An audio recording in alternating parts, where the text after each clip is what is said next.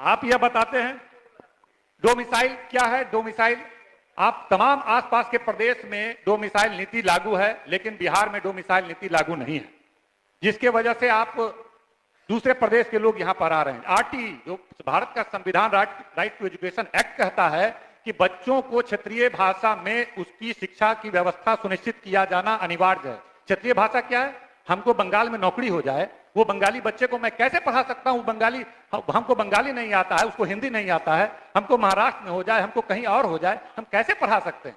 तो संविधान का उल्लंघन करते हुए बहाली यहां पर हुआ, इसलिए डोमिसाइल लागू होना चाहिए। हम लोग उस वक्त साथ में थे, हम लोग का यह कहना था कि डोमिसाइल लागू होना चाहिए यहां, लेकिन नहीं किया। तरफ हम शिक्षा विभाग पर सबसे ज्यादा सरकार ने खर्च किया है और सरकार ने शिक्षा विभाग पे खर्च किया, लेकिन आज शिक्षा विभाग के बारे में भारत सरकार का तमाम जो है वो क्या बताता है? नीति आयोग क्या बता रहा है? सस्टेनेबल जो डेवलपमेंट गोल है, SDG जिसको कहते हैं, वह क्या बता रहा है? बता रहा है कि 100% में 32% मिलता है, मतलब 33% पास होने के लिए होता है, मतलब ये फिसड्डी है। आज बिहार में शिक्षा के मामले में सबसे ज्यादा पिछड़ापन बिहार में है, जबकि सबसे ज्यादा बजट दिया जा रहा है। तब हम नहीं बोल रहे हैं, तमाम जो क्वालिटी एजुकेशन के भी जो मानक हैं, उस मानक का भी अध्ययन करने पर वो तब उसके बाद यह तैयार होता है, तब इसकी रिपोर्ट जारी की जाती है। उस रिपोर्ट में यह है। आखिर वजह क्या है?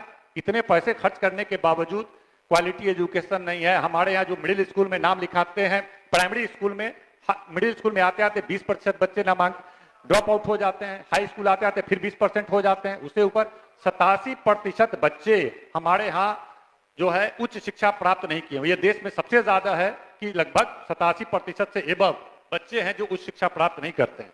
तो शिक्षकों की कमी है, कॉलेजों में जाइए कहीं आपको वैकल्टी नहीं है, और किस तरह से यहाँ पर व्यवस्था चल रहा है। हमारे नेता जब 20 में चुनाव लड़ रहे थे, उन्होंने कहा कि भाई हम आएंगे तो तमाम 10 लाख रोजगार देंगे। तो रोजगार केवल नौकरी देना और उनके जीवन यापन की व्यवस्था करना उद्देश्य नहीं था। नौकरी देने का मतलब है कि सेवाएं उपलब्ध कराना। अगर 5 लाख लोगों को नौकरी मिला, उससे 50 लाख और करोड़ों बच्चे, जो गरीब दलित के बच्चे जो सरकारी विद्यालयों में पढ़ रहे हैं, उनको गुणवत्तापूर्ण शिक्षा मिलेगा। यह उद्देश्य था। यह उद्देश्य नहीं था कि 5 लाख लोगों को रोजगार मिले।